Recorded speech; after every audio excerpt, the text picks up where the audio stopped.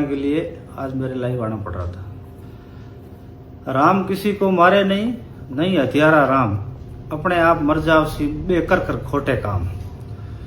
तो ये कहावत आज चरितार्थ हो रही है श्रीमान हमारे रानीवाड़ा के विधायक रतन देवासी जी पर। क्यों चरितार्थ हो रही है कि आपने 21 तारीख के मध्य रात्रि 1:42 पर आप एक्स हैंडल पर ट्वीट करते हो कि मेरे परिवार को और मेरे को जान माल का खतरा है, जिसमें एक मंत्री, पूर्व मंत्री और उसके पुत्र, सुंदा माताजी ट्रस्ट के ट्रस्टी और जालौर जिले के अधिकारी, इनसे मेरी जान को खतरा है। और जब सुबह ये ट्विटर का जो एक्स हैंडल का जो मैसेज वायरल हुआ तो एकदम से पूरे राजस्थान में हलचल सी मच गई। सबने देखा क्या हुआ, सबने पता किया, टेलीफोन किया तो आपने फोन बंद कर दिया। और उसके अंदर एक लाइन नीचे लिखी हुई थी कि एक दिन बाद आकर मैं खुलासा करूंगा, अभी मैं मुंबई में हूं। तो उसके बाद में लोगों में उत्सुकता जगी, प्रशासन भी अलर्ट हुआ कि क्या हुआ नेताजी को, लेकिन नेताजी बोल नहीं रहे, भारी सदमे में है। उसके बाद में आप हैदराबाद का सैर सपाटा करते हैं, कुछ आपकी प्रॉपर्टी के प्लॉट्स बेचने के लिए जाते हैं और वहाँ एक बढ़िया जन्मदिन का आयोजन भी करते हैं प्रवासी राजस्थानियों के माध्यम से। तो वो सब करने के बाद फिर आपसे संपर्क किया था, आपने कहा था कि मैं 28 तारीख को आकर खुलासा करूंगा। तो इसके बाद आप ये बात हो गई 23-24 के आसपास, 25 तक आपका जन्मदिन था। 25 के बाद आपने दूसरा कार्ड खेला। सुखराम जी के पास आपकी 7 बार टीमें जाती है कि सुखराम जी आप हमसे समझौता करो। मतलब जाहिर सी बात है कि आपने सुखराम जी का नाम लिया था और उनके पुत्र भूपेंद्र जी का नाम लिया था।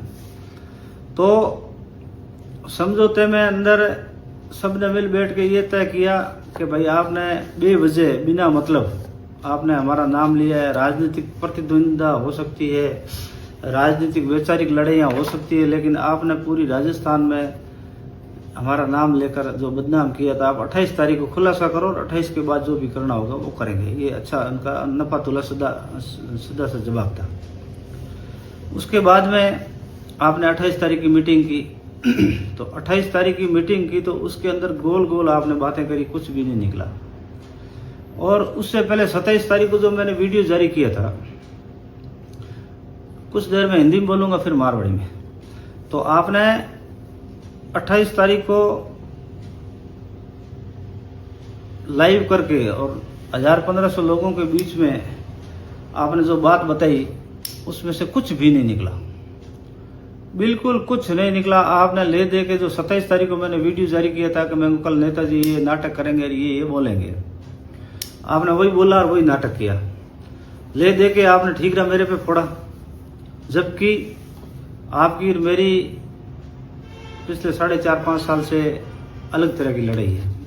राजनीतिक वर्चस्व की गिन लो, चाहे प्रधान बनाने की नहीं बनाने की समस्या को लेकर गिन लो, अपनी वैचारिक मतभेद है, अपने दोनों एक प्लेटफॉर्म पर नहीं है। तो उसमें इस दौरान जैसे आप भी कई भाषण देते हो या अपने दोस्तों से मिलते हो, या मैं भी कई सोशल मीडिया पे कभी लाइव आता हूँ, कभी वॉइस भेज देता हूँ। हमने ग्रुप बना रखा, उसमें हम गपशप भी करते हैं, बातें भी करते हैं, चर्चा की। तो छोटी छोटी बातों को हंसकर टाला भी जा सकता है और उनको गंभीर भी बनाया जा सकता है। तो आपने उन बातों को टालने के बजाय गंभीर बनाया और इस मुद्दे को एकदम बॉटम लेवल पर लाकर दो समाजों के बीच में टकराव पैदा करने की स्थिति में ले आए और मुझे विलेन घोषित करने की कोशिश की। लेकिन आज के इस युग में लोग बहुत ज्यादा समझदार है। आईक्यू लेवल लोगों का इतना बढ़ गया है कि आप 2 साल के बच्चे को भी आज डफोर नहीं बना सकते। तो 28 तारीख की मीटिंग में कुछ नहीं निकला। आपका भाषण 52 मिनट का था, मैं पूरा 52 मिनट नहीं सुन पाया क्योंकि आपकी और मेरी वो कह रहे हैं कि मोहब्बत की बाजार में नफरत की दुकान आपने लगा दी। हालांकि राहुल गांधी कहते थे कि नफरत की बाजार में मोहब्बत की दुकान, लेकिन आपने इसके उलट रानीवाड़ा में नफरत की बाजार में मोहब्बत की बाजार में नफरत की दुकान लगा डाली। तो मैं आपको नहीं सुन पा रहा हूँ, आईपॉड लगाकर सुनने की कोशिश करी लेकिन 52 मिनट नहीं सुन पाया। कुछ अंश मैंने सुने थे तो उसका मैं आपको जवाब दूंगा। आपने नवरात्रि के समय में जो लोग इस पवित्र आसोजी नवरात्रा के अंदर व्रत रखते हैं और चामुंडा माता में आस्था रखते हैं, तो उन लोगों को दिन भर आपने बुलाकर परेशान किया, 7 दिन परेशान किया। फिर मीटिंग में बुलाकर आपने उनको चाय पानी तक नहीं पिलाई, खाने की तो बात दूर है, उनको पानी तक नहीं पिलाया। आप अपना भोंडा मुंह बना के रोआ के और मामला फिनिश करके आप भाग गए और लोग बेचारे यहाँ से पढ़ते उठते घर गए। तो ये भी पाप आपको लगेगा नेताजी। और इसमें कुछ भी नहीं था, सिर्फ आपके परिवार का झगड़ा है। आपके परिवार में आप फुल टाइम राजनीति करते हो, घर की तरफ ध्यान देते नहीं हो, बच्चे बालिग हो गए हैं और समय बहुत तेजी से जा रहा है, बच्चे सबके आपके भी हमारे हैं, लेकिन समय पर अपने ध्यान नहीं देते। तो जाहिर सी बात है कि मामला आपका खेत रुकाड़े नहीं करा तो खेत ही खराब है। तो वो एक्शन लेने के बाद कुछ छोटी मोटी बातें थी। बात शुरुआत कहाँ से होती है, आप पुरानी बातें जोड़ रहे हो वो अलग चीज़ है, लेकिन शुरुआत यहाँ से होती है कि आपके बच्चे का कोई शिलाजीत बेचते हुए का वीडियो आता है और एक कोई पता नहीं क्या एक कौन सा चैनल है उस पर आपके बच्चे ने एक वीडियो बनाया था। तो वो उसमें बालक कह रहा था चलो दोषी तो आप हो, हम हैं, वो अलग चीज़ है लेकिन बच्चे का उसमें कोई दोष नहीं। आपके परिवार से हमारा क्या रंजिश है, कोई कुछ नहीं है। आपका बच्चा है हमारा भतीजा है, हमारा बच्चा आपका भतीजा है, अपने 20 साल साथ रहे हैं। तो उसमें एक ऐसा था कि वीडियो को लाइक और शेयर करो। तो हम गलती कर गए या चालाकी कर गए पता नहीं, हमने वो वीडियो शेयर कर दिया और आपको बुरा लग गया, आपने रात को बच्चे को पीटा और फिर उसके बाद जाहिर सी बात है कि बालिक बच्चे को पीटेंगे तो उसकी माँ उसके फेवर में आएगी तो फिर झगड़ा हुआ और आप रात को 1:45 बजे बॉम्बे में बैठ कर ट्वीट करते हो। तो वो झगड़ा लाया। और इसमें दूसरा एक सबसे बड़ा आपके ये सब नाटक करने का वजह है कि आपका छोटा भाई भरत, जिसने अंतर्जातीय विवाह कर लिया, जो शादीशुदा था, आपके समाज की बहन बेटी को उसने छोड़ा, तलाक दे दिया। और दूसरे समाज की जैसे वर्ण व्यवस्था है अपने यहाँ है वो तो है, उसमें उस वर्ण व्यवस्था के हिसाब से आपने ऐसी कैटेगरी की महिला को आप अपने घर में लेके आ गए और उस चीज को लोगों ने अब ट्रेंड करना शुरू कर दिया, लोगों ने सवाल जवाब करने शुरू कर दिए। अब हमारे समाज में भी कुलदीप जी बिश्नोई जो बिश्नोई रत्न थे, भजनलाल जी के पुत्र थे, लेकिन लोगों ने उनको परेशान किया, ट्रेंड किया। तो जवाब तो पूछेंगे, जाहिर सी बात, आज लोग बहुत और लोगों का IQ लेवल बढ़ गया है तो वो आपको ठीक नहीं लगा, उसका ध्यान भटकाने के लिए आपने इन लोगों को परेशान किया है। और तीसरी सबसे बड़ी बात है कि आपने 2 साल होने आगे MLA बने हुए, आपने अच्छे अच्छे वादे किए, लेकिन आज आप विकास के नाम पर रानीवाड़ा क्षेत्र में कुछ भी नहीं करा पाए। आपके कोटे के पैसे जो आते हैं 5 करोड़ रुपए, हर साल 1 करोड़ रुपए आता है, 5 साल में 5 करोड़ आता है, ऐसा कोई है या फिर 5 करोड़ या 25 करोड़, ऐसा कुछ वो मेरे को ध्यान में नहीं। तो वो पैसा भी आप बिना 20% के किसी को दे नहीं पाए। खेल जगत में, शिक्षा सामग्री में जहाँ कमीशन ज्यादा मिलता है वहाँ आप लोग देते हो। ये चीज मैं पहले भी मुद्दा उठा चुका हूँ वीडियो में। तो विकास के मुद्दे गौण है, या पानी की समस्या है, बिजली की समस्या है, नगर पालिका हटा दी, उसमें आप बोले नहीं। अब जिला हटाया तो उसमें आप जाके इन भाजपा की गोद में बैठ गए और आपने क्या नहीं किया जिले को लेकर। उसमें भी जो आपकी और मेरी बहस हुई या जो मैंने इंटरव्यू दिया, तो वो सब चीज लोग जानते हैं। जिला बनाने में आप साथ थे, जिला मिटाने में आप साथ थे। ललित के पवार को आप लिखित में देकर आए कि अब इस जिले को हटाया जाए। तो मतलब ये सब चीजें गौण करने के लिए नेताजी आपने जो नाटक किया ये ठीक नहीं है, लेकिन फिर भी नाटक मंचन में जो आपने आरोप लगाए हैं उनका मैं आपको जवाब दूंगा। आपने इस पूरी लड़ाई को, व्यक्तिगत लड़ाई को पूरा समाज में बांटने की कोशिश करी, जबकि ये बिल्कुल भी समाज की लड़ाई नहीं है। कोई लेना देना नहीं किसी भी समाज का। मैं बिश्नोई समाज में जन्मा हूँ, अलग चीज है, आप रबारी समाज में जन्मे वो अलग चीज है, लेकिन आप और हम अकेले समाज नहीं है, समाज बहुत बड़ा होता है। तो आपको आपके जाति के लोगों को बरगलाने की बजाय इन लोगों को शिक्षा दो।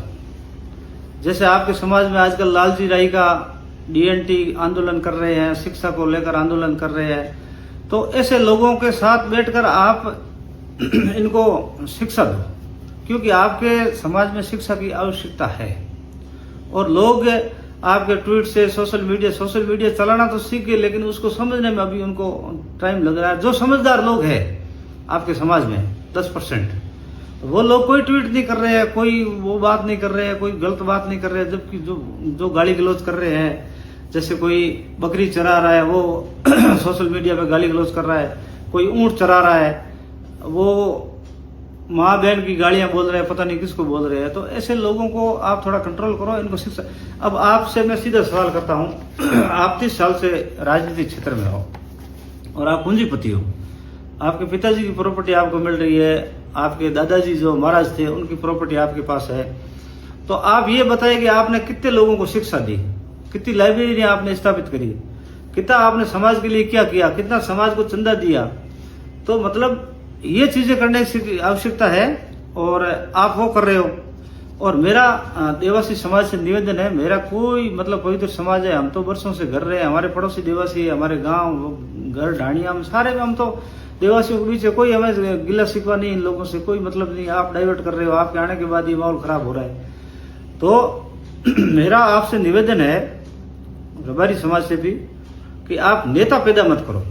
नेता पैदा करने की बजाय आप शिक्षा पे ध्यान दो। नेता पैदा होता है कि अपना घर भरता है, जैसे सरपंच बनता है तो एक परिवार सुखी होता है, डेलीगेट बनता है तो चलो डेलीगेट के पास तो बेचारे कुछ पावर ही नहीं है, तो एमएलए बनता है तो अपना घर भरता है, तो वो समाज के लिए कुछ नहीं करता। तो आपको समाज को शिक्षा देने की आवश्यकता है।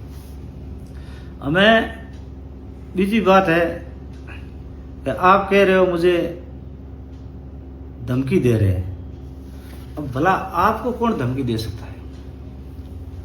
आप जैसे मजबूत आदमी समाज के इकलौते, और आपके जगह जगह वीडियो और रील देखकर ऐसा लग रहा है कोई शेर आ गया है, और मुख्यमंत्री से सीधे आपके संबंध है। मुख्यमंत्री आपको ताली दे के बात करता है और आप कह रहे हो हमें मेरे को खतरा है, समाज को खतरा है। काहे का खतरा साहब आपको समाज को? आपका तो हमेशा समाज और आप लड़ाकू रहे हो, डांग तो आपका वो मतलब मूल हथियार है।